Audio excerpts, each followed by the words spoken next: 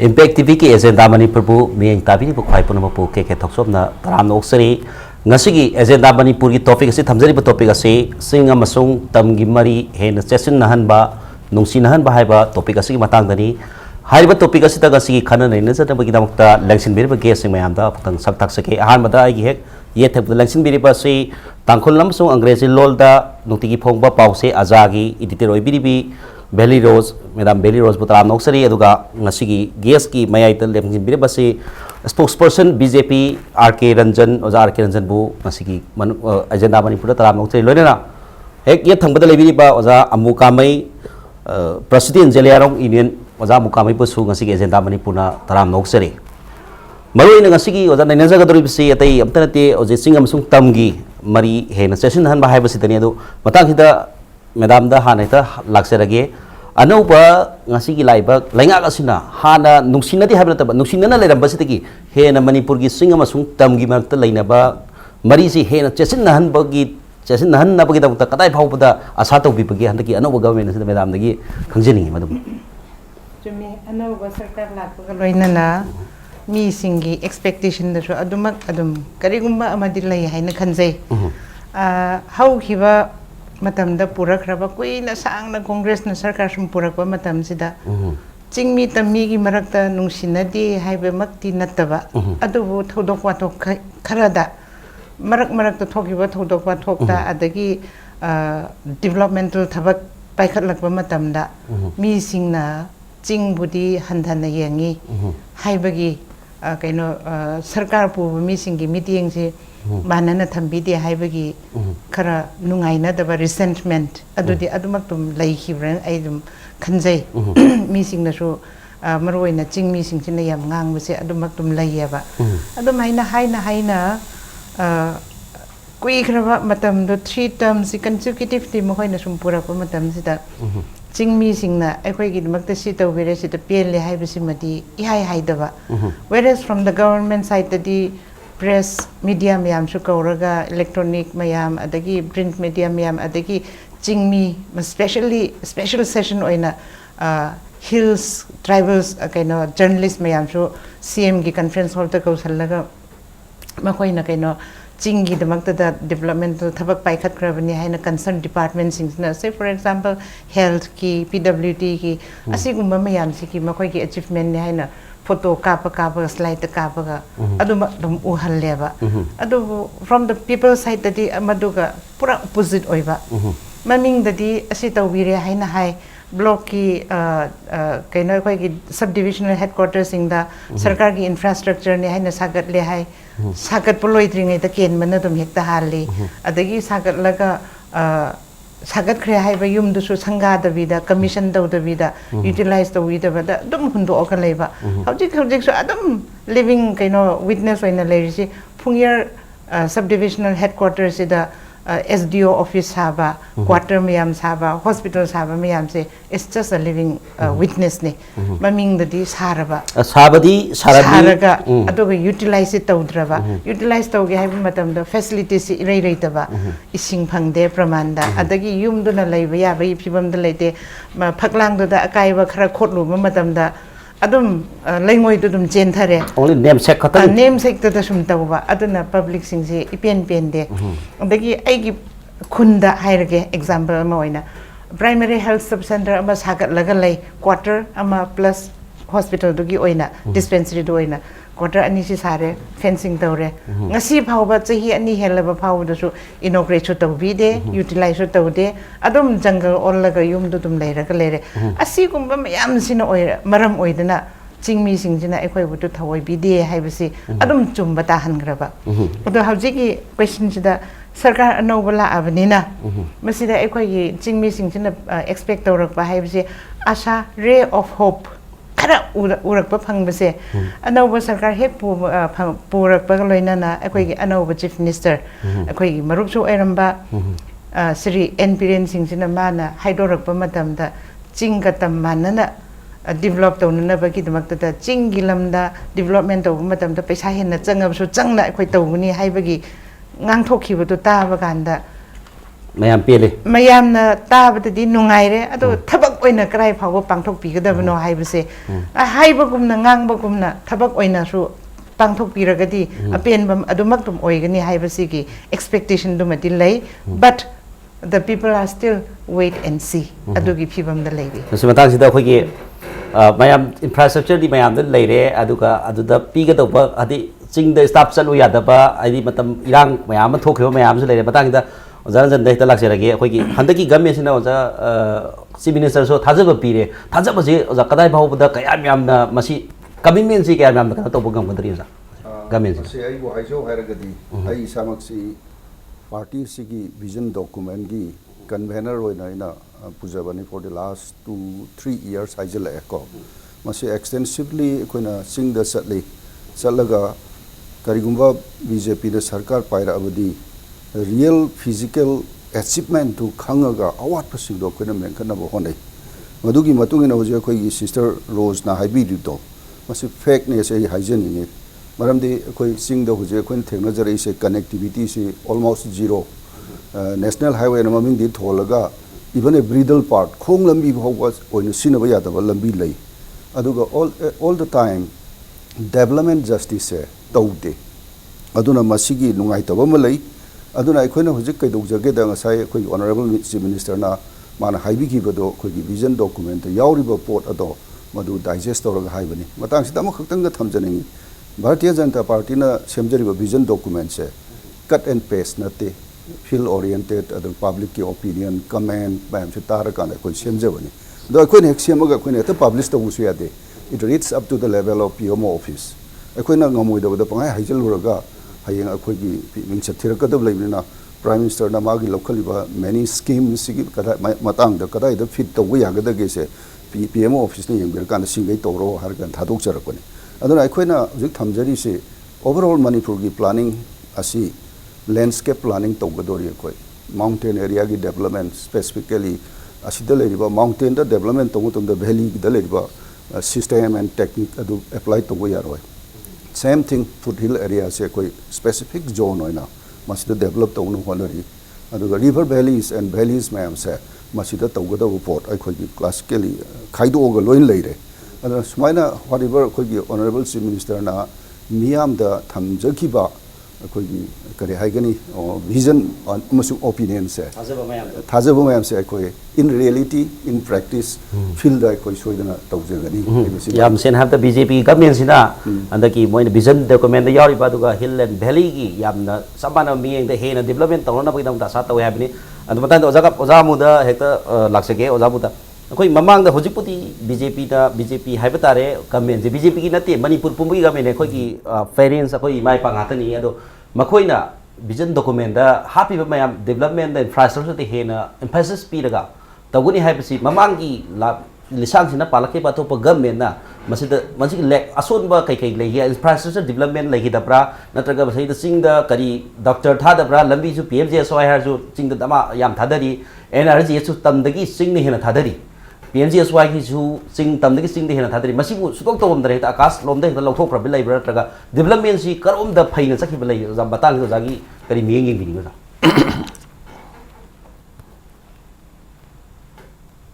question se yamna interesting oiba question ni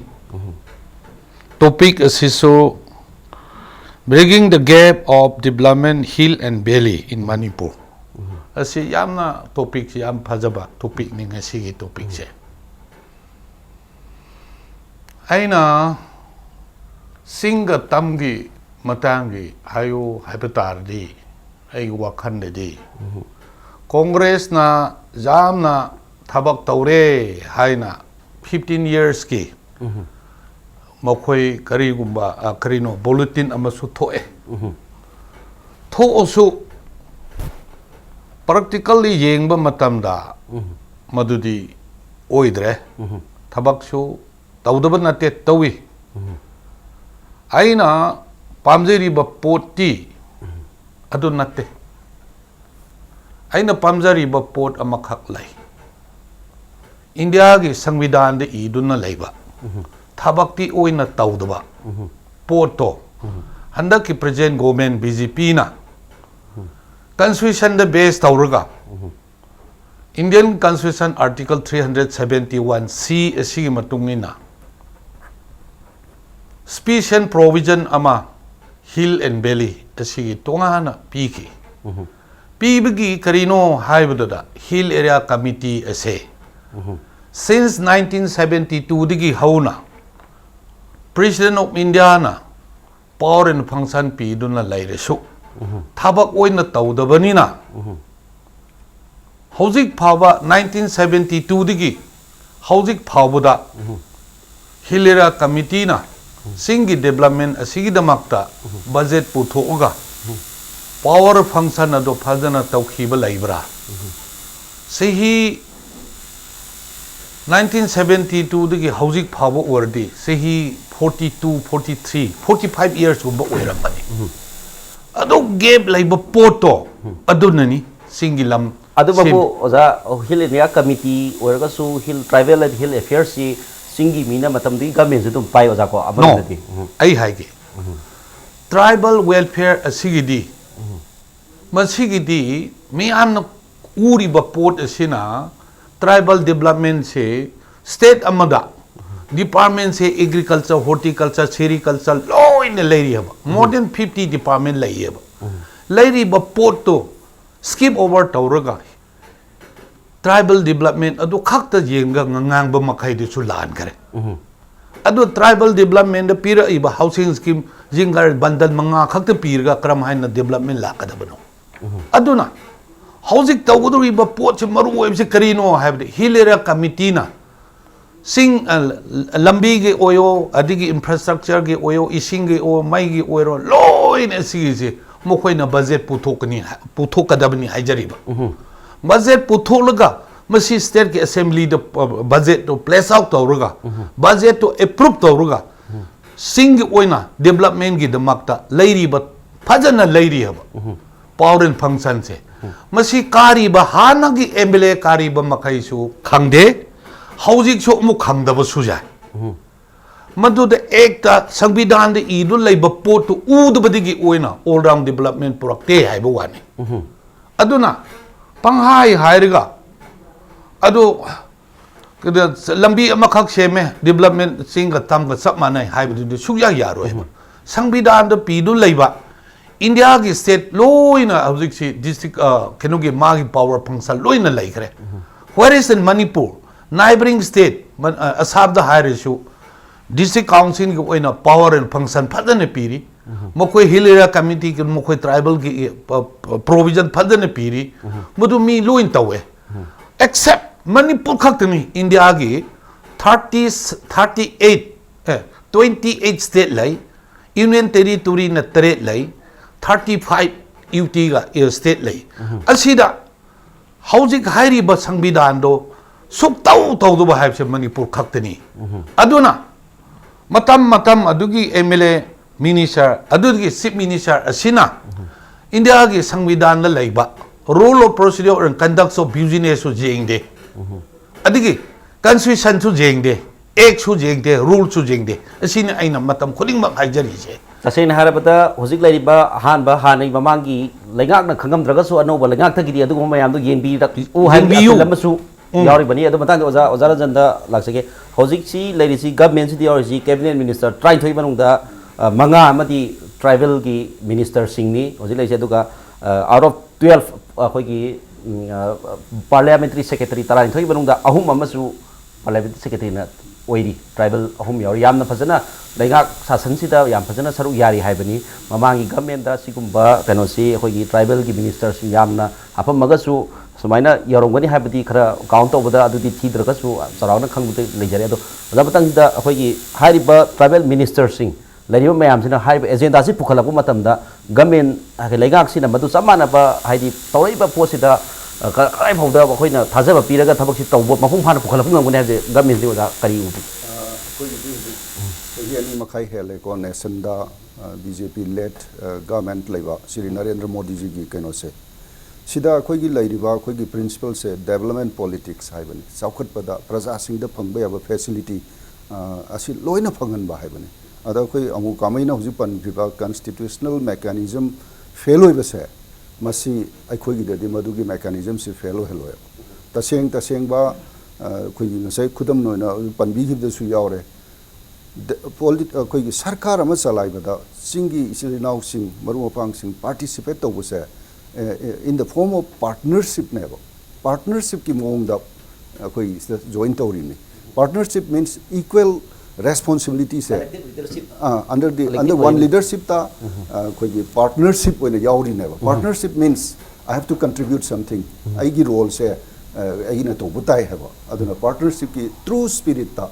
development se lairiba sarkar asina singi ipaisa the marumo pang lairiba mayam sing people's common people's na thengariba sufferings and sorrows ase koi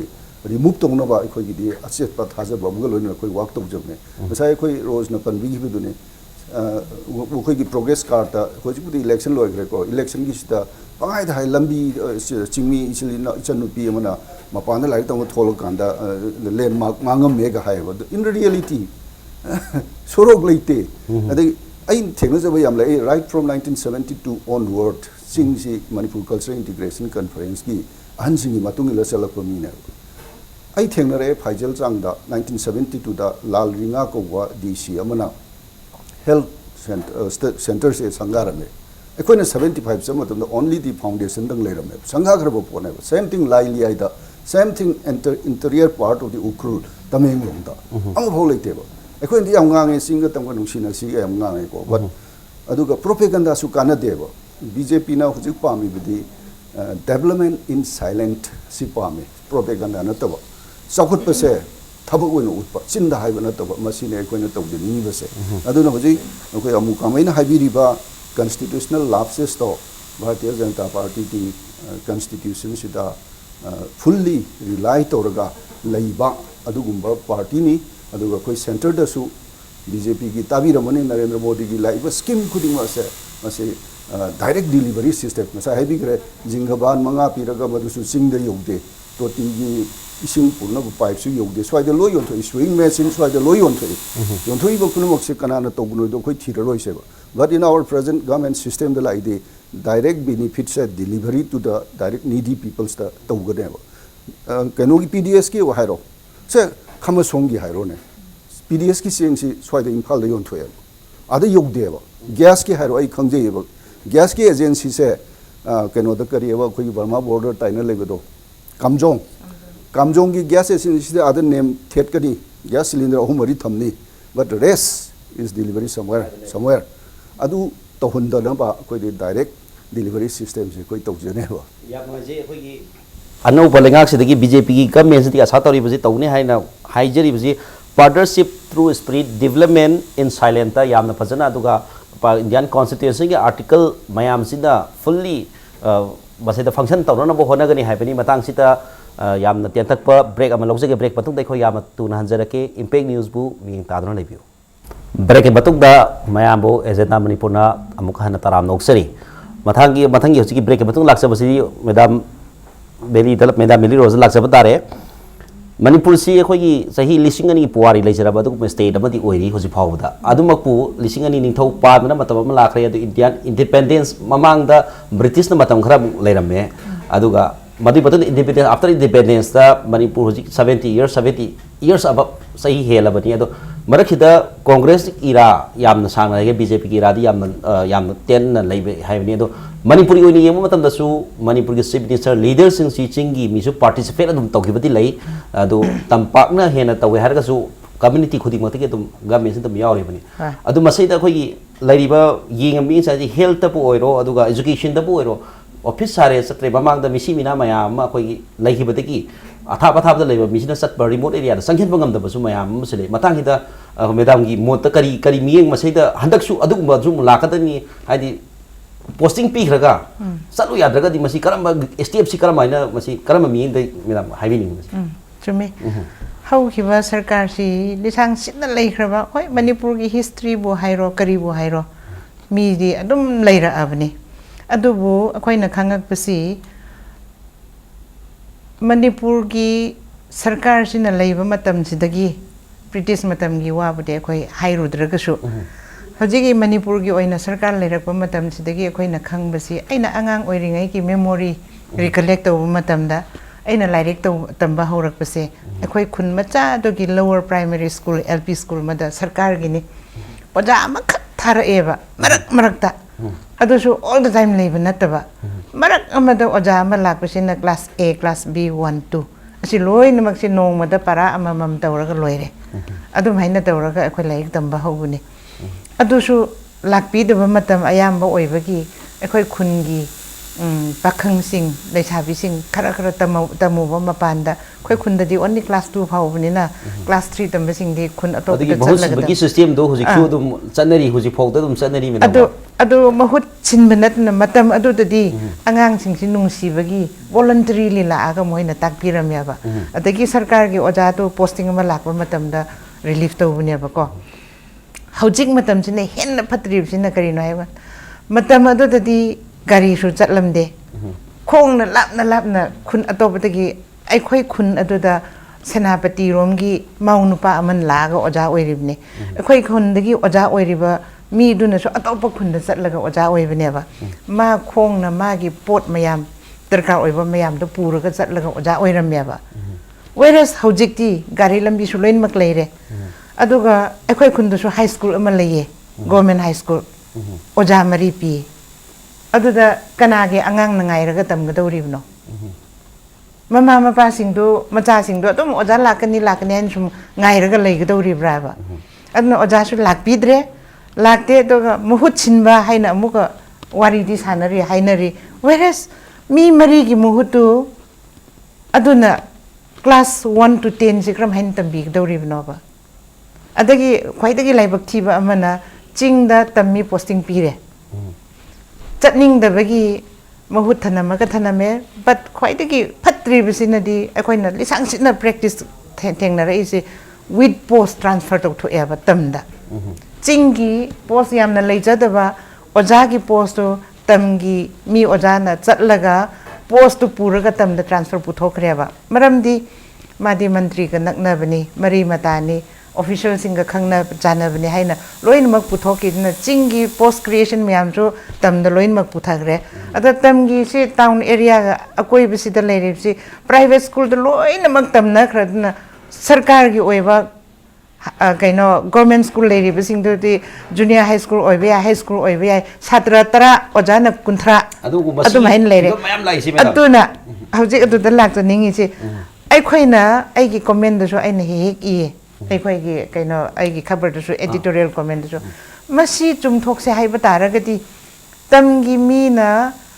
ꯆꯤꯡꯗ posting ꯆꯠꯅꯤꯡꯗ꯭ꯔꯒꯗꯤ ꯃꯗꯨꯒꯤ ꯁꯣꯂꯨꯁꯟꯗꯨꯗꯤ ꯀꯗꯥꯏ ꯂꯩꯒꯗꯒꯦ ꯍꯥꯏꯔꯒ ꯆꯤꯡꯒꯤ ꯁ꯭ꯀꯨꯜꯒꯤꯗꯃꯛꯇ ꯆꯤꯡ ꯃꯤ ꯂꯧꯑꯣꯕ ꯄ꯭ꯔꯤꯐꯔꯦꯕꯜꯂꯤ local ꯑꯗꯨꯒꯤ ꯃꯤꯗꯨ ꯂꯧꯕꯤꯌꯣꯕ ꯃꯦꯔꯤꯠꯇꯨ ꯌꯦꯡꯉꯒ ꯉꯝꯒꯅꯤ ꯍꯥꯏꯕ ꯀ꯭ꯋꯥꯂꯤꯐꯥꯏꯠ ꯑꯣꯏꯔꯕ ꯅꯨꯄꯤꯁꯨ ꯅꯨꯄꯥꯁꯨ ꯌꯥꯝ ꯂꯩꯅꯩ ꯈꯨꯟꯗ ꯃꯈꯣꯏꯁꯤꯡꯗꯨ ꯂꯧꯔꯒ ꯈꯨꯟꯗ ꯂꯩꯍꯟꯕꯤꯌꯣ ꯐꯖꯅ ꯇꯥꯛꯄꯤꯁꯅꯣꯕ ꯑꯗꯨꯗꯤ ꯈꯨꯟꯒꯤ ꯑꯉꯥꯡꯁꯤꯡꯗꯨꯁꯨ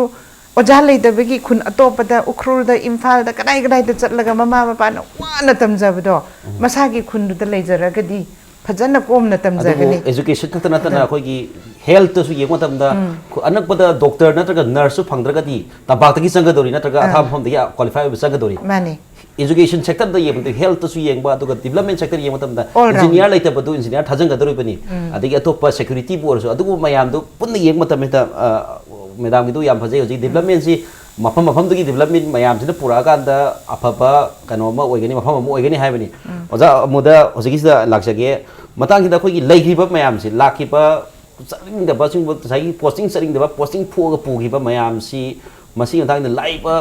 साखिना पालप गवर्नमेंट मयाम सिगी करमबा खरोग थांगबा नत्रका अनि सिगी तमम सुंग चिंगदा लेरिबा प्रजा नत्रगा खोगी टॉप जियोग्राफिकल कंडीशन मयाम सिना मसिदा करी इफेक्ट लेखिबगे पतांगसिदा हाइबदो जाना करी मसि करी हाइबिनि मदुगी मतंगदि आई सांगना मतम सांगना लौजररोय एखोय रोसना हाइखिबदो चुमखरे माना एग्जांपल लबदा एजुकेशन डिपार्टमेंट खाकी हाइबवानी ओवरऑल दी पुलपनी अदुना मागी समसा जानबा मागी किनुक वेना छानरगा विथ पोस्ट लोय चखरे aduna lairiba department khuding makse kari su function tawdre aduna asi matang dadi ai yamna hainingdre kari no haibada ai su amuka ngangkhige hauzik se government asida sakhiba government na congress government oikhre example ama haige handaki ekoi BJP ki spokesperson ake su leiri I'm very happy taking the advantage of our discussion example Manipur ki assembly segment se 60 lai assembly constituency aduda zelengrong haiba jat asina singsu tamthu adigi loina ai khabar du su thokre 27 assembly segment ekoi zelengrong makhai sidi vote thadai haba sing da Imphal East Imphal West Thauban Bishimpur Kaksing akhoi zelengrong lai adigi Surachhampur lai adigi Senapati lai adigi amuka Temenglong lai adigi Jiribam lai housing se assembly se segment se tara hena lai adugi thadariba assembly constituency asigi segment se district ning asai habiduna asigumba makhai asida hida ki damakta orsho ama khakta orsho council of ministry da handak se ming oina panbada Samuel Jendai se ma se loan kino BJP ni adigi in terms of Manipur didi si open secret ni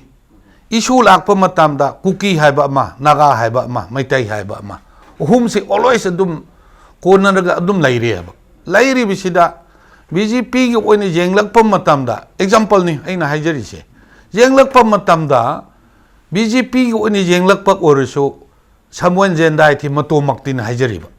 only one loan kinonia ba asigumba se hekta skip over toba kari pigdaba kari tawdaba adudi nokhoi manungi president government nokhoi policy leiram ani adubu zelengrong makhai sina oina kari gumba phage pharoi tok sakhiba government da aikhoi deputy sem ga khangam leibududa asiba anaba awaba aphaba kari gumba leirasu mon haija pham haiba ma leidena hauji ki government di government aphaba oigini haibabu haija pham di leitere let me conclude first. Assume haina, lady but port say, Semdoke habitardi, Wahaina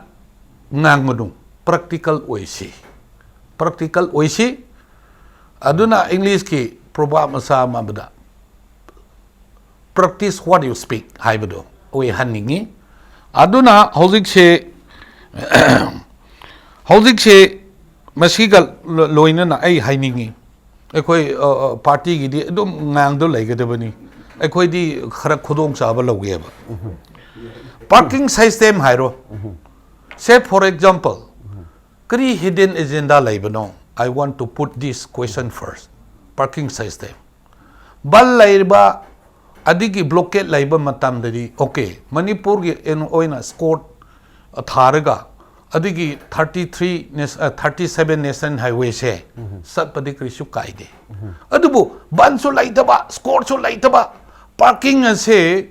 kaithen manbi digi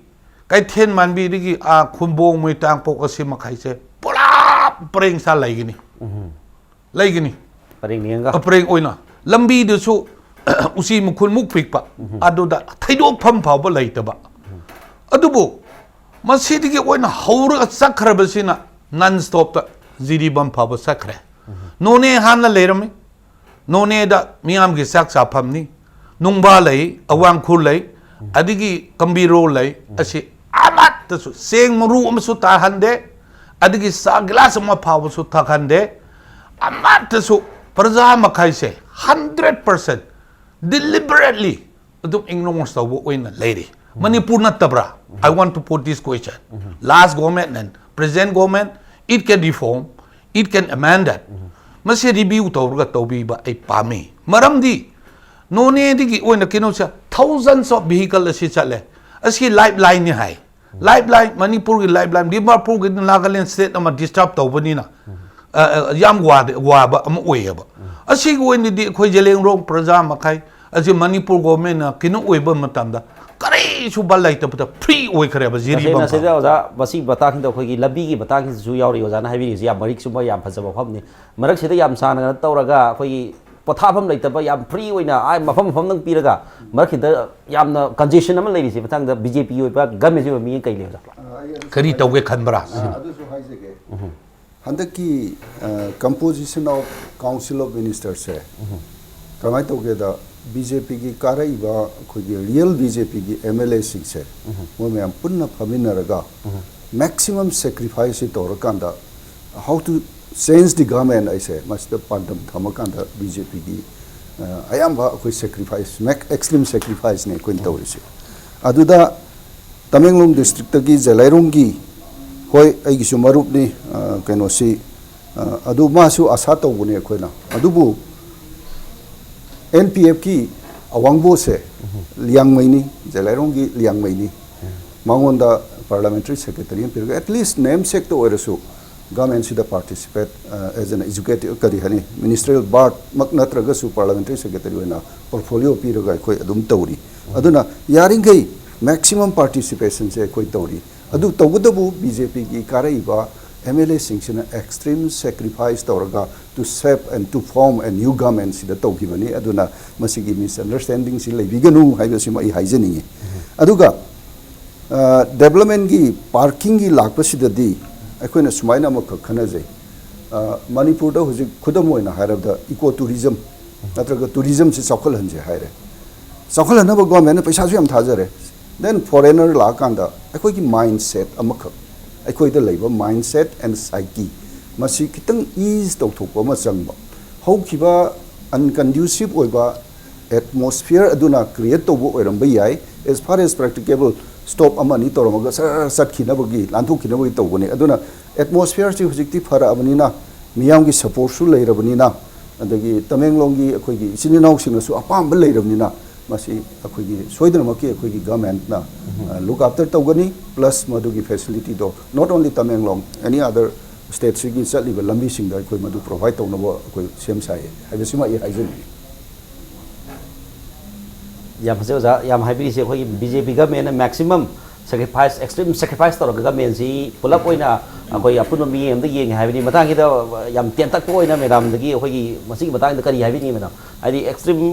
sacrifice तौरे maximum sacrifice तौर तौरे government सिना चिंगी lambda करम मी करम वाखलोन दा थबक तौरगने madam याम तेंतक वही purring अमन madam थम्बियो होय M चुमी हौचिकी मणिपुर दा form तौखरबा government सी BJP lead कोalition government ने बीजेपी मथंदनसु मपुंग फादबनिना सरकार से पुबा फॉर्म तौबा याद्रे अदुनदी स्मॉलर ग्रुप्स हाइबतारे एनपीपी गुम्बा एनपीएफ गुम्बा अदग इंडिपेंडेंट और सिंगल मेंबर काबसिंग से मयाम से खोमजल्लगा कांग्रेस तकी नंबर से हेन फंगागा सरकार से फॉर्म तौबा फंगिबनेबा अदुनदी लीडिंग पार्टी अमा ओइना मेन पार्टी अमा ओइना मखोइना सैक्रिफाइस तौद्रगदी मखोइना कइनो लायन शेयर दु लौगे हाइबा तारगदी स्मॉलर पार्टी सिंगसिना अमुक सपोर्ट तौररोय हाइबा तारगदी मोय अमुक सरकार तो सेमरोय तबा अदुना सरकार सेमसी अनौबा ओन पुरक से हाइबा तारगदी देयर मस्ट बी सैक्रिफाइस अदो याम चुमबा स्पिरिट ने हाइना आई लोनिंगी याम ट्रू स्पिरिट दा खों थांजले हाइबा गवर्नमेंट जी अदो हाइना तौरे अदुना हौजिकसु अखोइगी मरुप अमुना हाइबगुमना representation si in the cabinet representation si pen da di adumak tum lai for example Tamenglong gi cabinet da yaw da bugumna ukrul gi su cabinet da yaw de parliament secretary ani ti pire adubo kaino tawre whereas comparatively party wise yeng batara ga su NPP gi di all the four including deputy chief minister all the four cabinet ministers ni ado NPF su 4 members ni only one cabinet the remaining 3 are parliamentary secretaries aduga maduda district sing miss out to be yaureba cabinet ta aduna asigumba gi imbalance khara lai hoi government puminari ba party sing gi marakta makhoi gi difficulties maram adu ada haib di leiram ba ya na busu leiram basu yai with understanding haina ta busu oiram basu yai but there are some lapses which common people observe and feel dissatisfied. Adudi mahusane adum leire haina khalle, but masisu ngasi form tawkhibasina adum tungkoina 5 years lengdana dum chatkani haibai wafamaksu leitabrang khalle. Haibadi in the meantime there can be some reshuffles, there can be some changes according to the mi singi praja singi kholau matung inna masidi lead tawriba BJP sina major party oiriba sina khannara hairaga makhoi ki sacrifice to mayam gi damakta Manipur gi praja mayam chingtam khaidabida community khaidabida makhoi na mayam si yengaga mayam gi apam basi pen dabasi krai da lege kram haina pen han si gi haibagi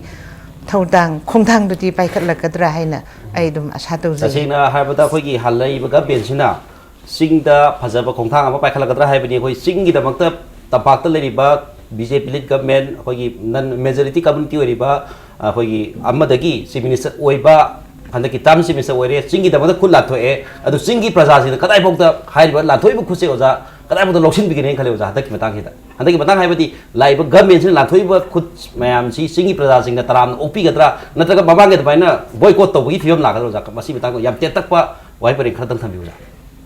china hagidabadi thabak ki matung ili thabak khajanda tawe wa thor thabak khajanda tawde wa thoe adudi masa tabani sakla madi mukhon thoe adum haina hojik leiriba government se mirena lead oi tawba leader oiba government ase aina yamna thagali ahan bada UNC na hojik se kuina blockade tawduna since 1980 digi hauna wa loisin ba ngamdana laiba poto no monini humni da loisin base BJP lead government under the leadership of Narendra Modi and under the leadership of Biren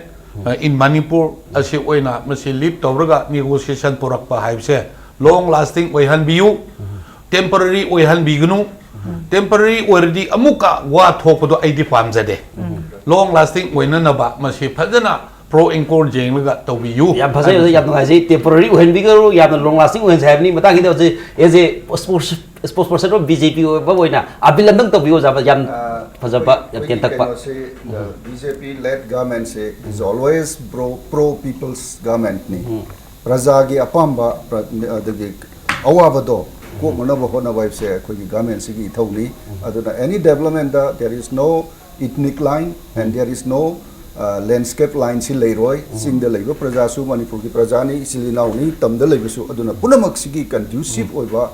development ama ekoi porakna ba mayam dagi sojok se ekoi mayam gi mateng mayam gi opinion ase ekoi welcome tawjeri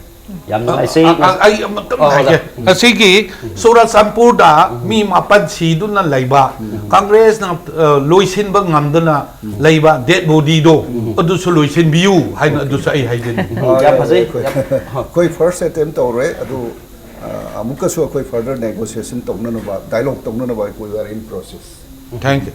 and we hope it also yam ngai se ngasigi leiba khoi leiba sri en birena lusing ba gamen asina singda khul lan thoi pase tung koina yamna atien ma matang ta tung koina sana yengba san ma mi amuk loina singa masung tamgi nungsina ba hana lera ma nungsina ba dagi hena nungsina ba mari edu puraksi haiba gasi leibiri lakpi ba ges kudi mag wakalon da pona leira matung hita hena sakhot pa hena ing tappa hena nungsina ba santi leiba Manipur ma hari belengak sedikit pun asa dominasi ama sung madugi kalau waktu ikut pun na saruk yamin nasi haba wafam si ngasi ki agenda Manipur si dah khana jab bagal na ngasi ki wena di agenda Manipur kami tapi dia kuai pun mapu kaya na bayar thang nizari